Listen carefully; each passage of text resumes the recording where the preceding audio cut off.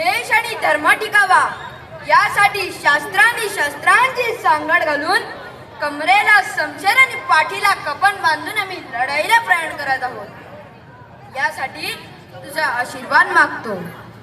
त्या अन्यायी अधर्मी मुघलशाहीला आमच्या पायाखाली चिरडून टाकून समस्त राष्ट्राला न्याय मिळवून देण्यासाठी आणि त्याच्या संरक्षणासाठी आम्ही ढाल म्हणून आम्ही प्राणांची लढा देऊ. हे नराधमानो, आमच्या आया बहिणीवर, गोमातावर आणि मातृभूमीवर जर कुणाची वाकडी नजर पडली तर या समशेरीनं त्याचा शिरीतल्या त्या धडा वेगळा केला जाईल, एवढं लक्षात ठेवा.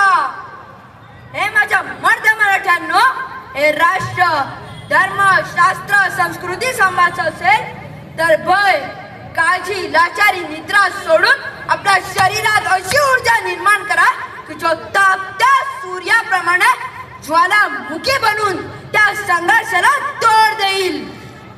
हे कर्तव्य बजावताना जर कुणी चुकलास तर त्याला सत्याची वाट दाखवा आणि कुणी जर आमच्या हिंदवी स्वराज्यावर वाकडी नजर टाकलीस तर त्यांना मराठ्यांची जात दाखवा.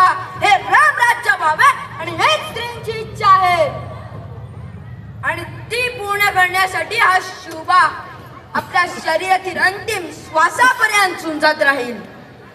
हे शंभू महादेवा, आता तूच पाठीराखा या शिवाचा. हर हर महादेव, जय भवानी.